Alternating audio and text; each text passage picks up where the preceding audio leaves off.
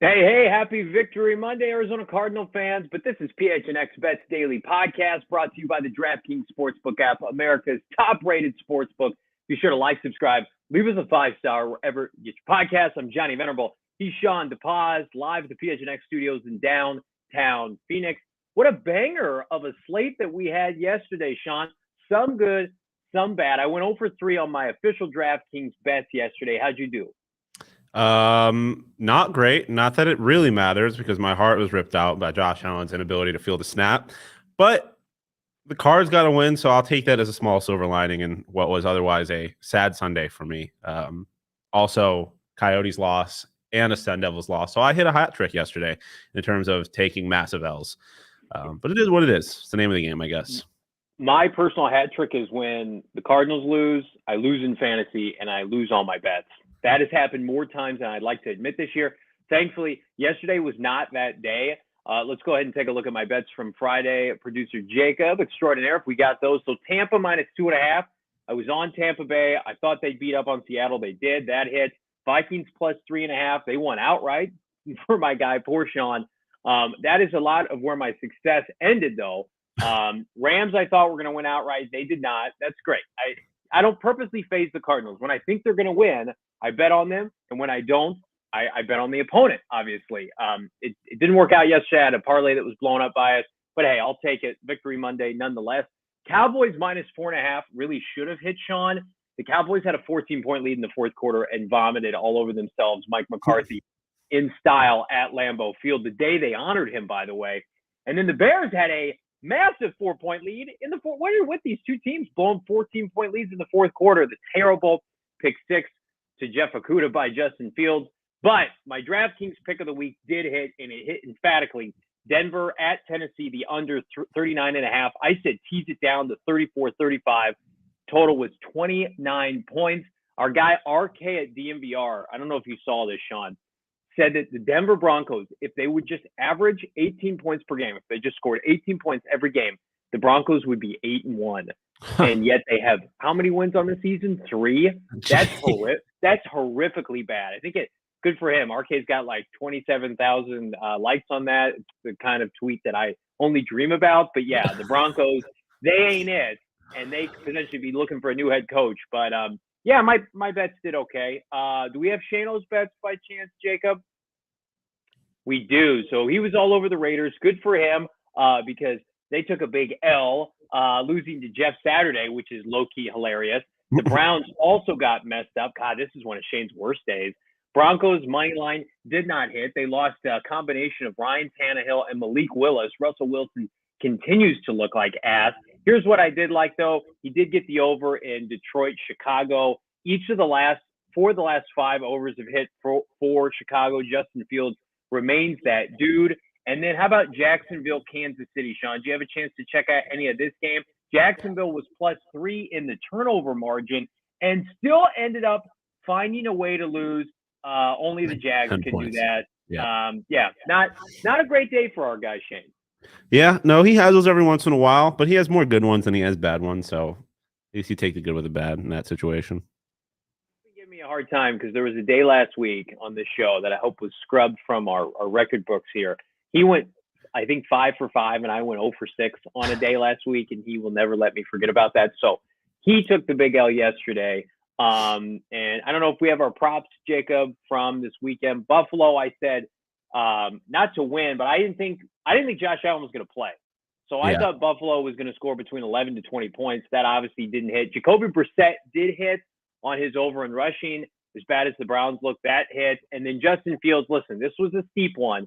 This was a bonus on DraftKings, 100 yards rushing, 200 yards passing. He got close. He finished with just under 200 yards passing. But I did get a tasty nugget on Sunday, which was Justin Fields +700 to rush for over 100 and score touchdown. Here's Shano. Austin Eckler, anytime touchdown, surprisingly did not hit, which was shocking. Rachaad White is him from Arizona State. He's fantastic, should take over Tampa's backfield.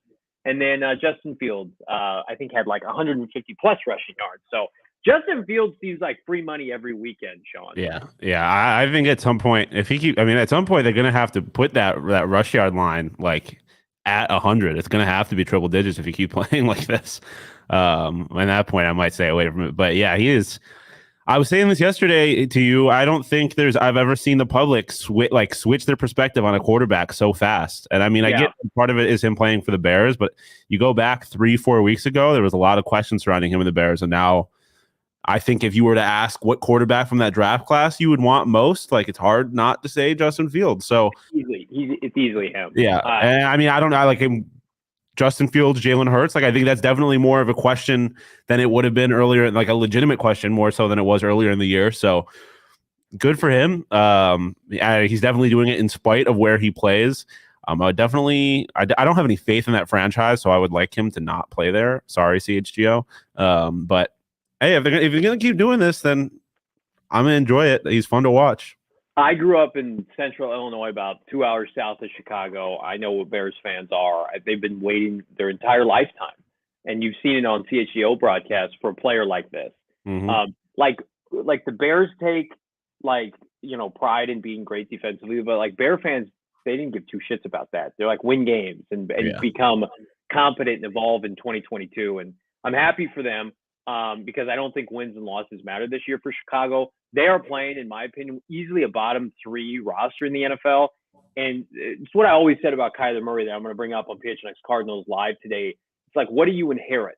Kyler Murray was great year one, and he took over the worst team in the NFL. Justin Fields, I think, has the worst, supporting cast offensively and defensively, easily of all these young QBs, and he's making the most of it. Which is why he was my favorite quarterback out of that draft class behind Trevor Lawrence. Yeah. I think he's surpassed Trevor. Trevor's got Doug Peterson, all these other pieces in a terrible division. And it's great. It's great that the Niners passed on him. It's sad for our folks at DMVR that they passed on him. Too many teams overthought that. And I'm like, I watched this guy dominate. You put on the Final Four tape against Clemson and tell me he's not a big-time player. So love Justin Fields. Love taking him on the DraftKings Sportsbook app. Again, we haven't had a ton of luck lately, but anything JF, Justin Fields, is paying out big, and they are putting together some nifty specials that you can have. It was like Christmas morning yesterday, Shawn. I was driving into work to do tailgate, and I got 2 profit boosts, and I had to pull over and do my profit boost. They're just gifting me. They're trying to give me money. Now, I fumbled the bag. I did not pick winning bets, but that's not on DraftKings. And new customers can make any $5 NBA money line bet, get $200 back if your team wins. Suns could play a little bit better. Lakers could play a little bit better. They can't play worse. Right. Maybe pick some other teams that are hot right now. Milwaukee's a good one. Download the DraftKings Sportsbook. Use promo code PHNX. That's promo code PHNX on DraftKings Sportsbook. Minimum age and eligibility restrictions apply. See those show notes for details. Well, Shawn, we got a Monday night banger tonight. Washington's better than people think. Yeah. Philadelphia is unbeaten. What do you like, my friend? I like Washington, to be honest. I think 10.5 is a lot of points, especially for a primetime game. We know what the primetime games have been like this year. Under 43.5. I have I'm pretty confident, or as confident as you can be, in how I think this game is going to go. The one strength of this Commanders team is their rush defense, which is something the Eagles rely on a lot. And then on the other side, the Eagles without Jordan Davis, like that, their rush defense did not look great last week. I think we're going to get a slightly less effective Eagles offense combined with a Commanders offense that's going to run the ball a lot. Game's going to go fast, and I think it's just going to be a lot of points for the Eagles to pull away with. So I like the Commanders plus 10.5 and the under. I'm with you halfway. I think Washington's going to play really good football. They just don't have the horses to hang. Taylor Heineke, if they had started Taylor Heineke at the beginning of the year, they probably are over 500 right now. Yeah. But they had Carson Wentz foolishly, and they sit at 4-5. But I like Commanders plus 10.5. Ron Rivera is a good coach, and I think you give him an extra day in prep. He's going to do everything he can to slow down this offense. I actually think we're going to have an offensive kind of fun type of game tonight. Terry McLaurin has exploded. I think Johan Dotson is back, the rookie from Penn State, who I'm a big fan of. They've got Curtis Samuel. Heineke does a good job of distributing, kind of like what we saw with Colt McCoy yesterday for the Cardinals, and getting the ball in his playmaker hands. Wentz was just so erratic. That first time they played, they didn't break double digits. So I think they score over 43 by default because I like Heineke and company. And I think Eagles are feeling themselves a little bit. There's nothing wrong with that, but I think I still expect them to get the dub. But we can go into my props now. I think DeVonta Smith, if you remember what he did first time around, he put up $170 and a touchdown against Washington. I think he has the same kind of effort tonight, and I like first touchdown DeVonta plus 900 on the DraftKings Sportsbook app. I also like Jalen Hurts. You mentioned it. I don't think Miles Sanders is going to be able to do anything on the ground. Yeah, I agree. And I think so it's got to be Hurts with the definitive rushing game, and then obviously take the under for that. That's really high, 68.5. You might want to even tease that down. The first time these two teams met, nor he or Antonio Gibson did anything. And I think they're going to force Jalen Hurts to be one-dimensional and give Jalen credit. 12 touchdowns, 2 picks on the year. He can throw from the pocket. I think we're going to have a fun one tonight. Yeah. I picked the under mainly because I wasn't not going to pick it over under. And I think it's prime time, so I'm going to side with the under naturally. If you go to my props, I'm in on B-Rob. Like I said, missing that big piece in the middle for the Eagles is detrimental to the rush game. The Texans were somewhat effective against the Eagles last week, and the Commanders are a better team than the Texans. So I think B-Rob gets it done on the ground, and then for the same reason, anytime touchdown score, I just think there's value there, and I think if they score, it is going to be through the run game.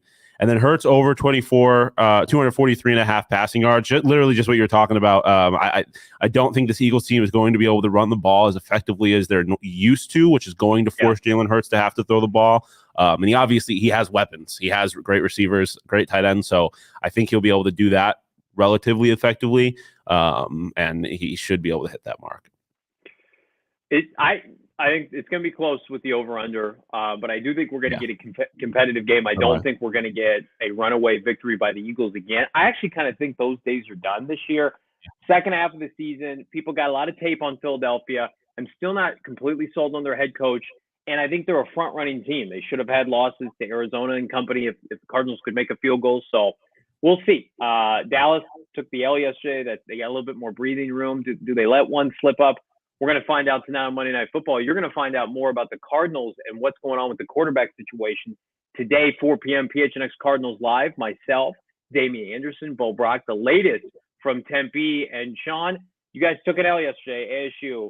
That was a brutal loss. How do you pick up the pieces today? You got a show going on? Yep, Totri and I, Shane taking the day off, so it's Totri and I at 2 p.m. on the PHNX Sun Devil show right here on our YouTube. Yeah, we're going to talk a little bit about that basketball game, obviously a tough loss, and then tough loss in football as well. Where we go from here, maybe some future head coach talk. Shout out Kenny Dillingham and the Oregon Ducks, who also lost this weekend. It was a tough weekend for the Pac-12. But it should be a good show. So I'm excited for it. Getting ready to play Oregon State this weekend and their fierce defense. So we'll see how that goes. Check out my guys on PHNX Sun Devils. Check out myself and company, PHNX Cardinals Live. Later today, we are absolutely packed. World Cup right around the corner. Our friends at Fort Peak helping us out with that. So many good things happening with PHNX. You can find everything and more at gophnx.com. For Shawn DePaz, I'm Johnny Venerable. We'll see you tomorrow.